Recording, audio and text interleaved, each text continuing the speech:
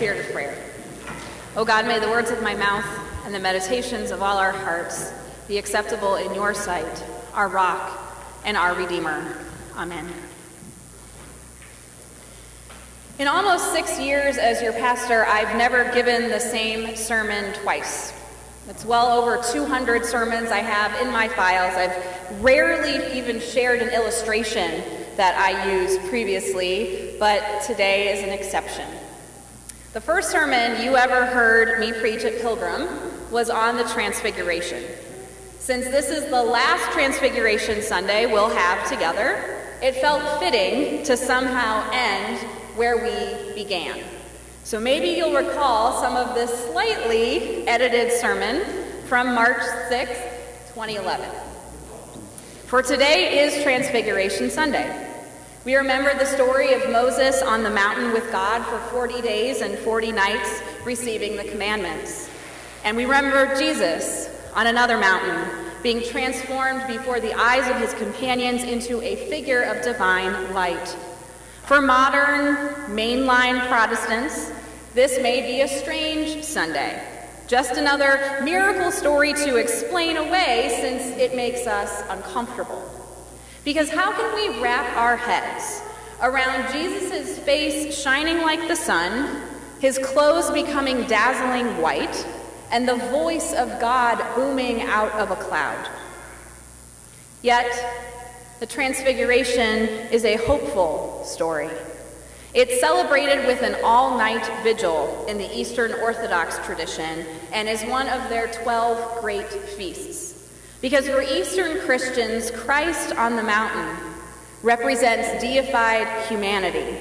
The Transfiguration of Jesus confirms that humans are created in the divine image of God and part of God's good creation. Humans are most human when we are united with God. That unification is shown outwardly when Jesus is bathed in heavenly light atop Mount Tabor. The Transfiguration is one of the best biblical stories to help hold up the inherent goodness and worth of humanity, a belief that many Christians hold. The imagery in the Transfiguration is remarkable. Light as a literary metaphor beyond just the Bible can mean knowledge, prosperity, or a sphere of the divine. We can hear biblical phrases like, "The Lord is my light and my salvation. Whom shall I fear?" Or Jesus declaring, "I am the light of the world. Whoever follows me will never walk in darkness, but will have the light of life." So the Transfiguration as literature alone emphasizes the holiness of humanity, revealing the divine light of God found within all of us. But perhaps we have trouble understanding the Transfiguration in modernity because it seems like just an isolated incident on a lonely mountain. Well, I have my own mountaintop moment to tell. Years ago, I went to Karnataka, India, to experience the work that my mentor, Reverend Pashington Obang, has made the center of his life. While there, I was distracted. On day 4 of the trip, Pash asked, "My friend, what's on your heart?" And I began to cry and incoherently stammered something about transitions and my uncertain future, and I'm an unemployed loser living at home with my parents. Pash listened, and he advised that I try to be fully present in the here and now. The problems would be there to come back to, but maybe I could come home with a different perspective and new strength for life's challenges. The next day, we traveled to Hampi to see the ruins of one of India's empires and a famous Hindu temple. We walked around the temple in our bare feet. You have to take your shoes off inside. And I was just feeling the warmth of the stones underneath and looking around at the monkeys wreaking havoc as they ran around, and people praying to statues of Hindu gods and goddesses and smelling the incense burning at altars, taking in these religious expressions. And then I saw him. At first I had to remind myself where we were because it was so disconcerting. There was a huge male Indian elephant in a vestibule, happily munching on some hay. Pramod, our friend and driver, asked if I would like to give an offering to the elephant. So we walked up to this elephant, painted with traditional Hindu symbols on his head and his ears, and we fed him bananas and even got to pet his trunk. Then Pramod said, "Okay, now the elephant will bless you." Confused at first, the elephant handler seemed to assume that my hesitation meant that fear was overtaking me. He related, "Elephant is nice elephant, trained elephant, not scary." Part of the reason the elephant handler reassured me of this elephant's apparent kindness was because we witnessed children screaming and writhing around in their parents' arms when the parents attempted to have the elephant bless their babies. The only thing I can compare it to is the Lion King and Simba. You know, the parents were holding up their babies for the elephant to bless, and they were freaking out. But I was not about to make a scene at this Hindu temple. I figured that if the elephant attacked and I survived, well, it would be a hilarious story to tell one day anyway. So Pramod put 10 rupees in my hand, and I extended the money out to the elephant as instructed. The elephant took the bill out of my outstretched hand with his trunk, flipped it behind him to the trainer, and gently laid his trunk on my head to bless me. He kept his trunk on my head for a few seconds and then lifted his trunk away and seemed to study me as intensely as I was studying him. Pramod then bowed to this mighty symbol of the Hindu god Ganesh, and we went on our way. The rest of the day was amazing. I was just so happy, emanating joy from within. My burdens had somehow lightened. I kept saying to Pash, "I got blessed by an elephant. How cool is that?" I even kind of wanted to add it to my resume. It was that amazing. So here's the thing.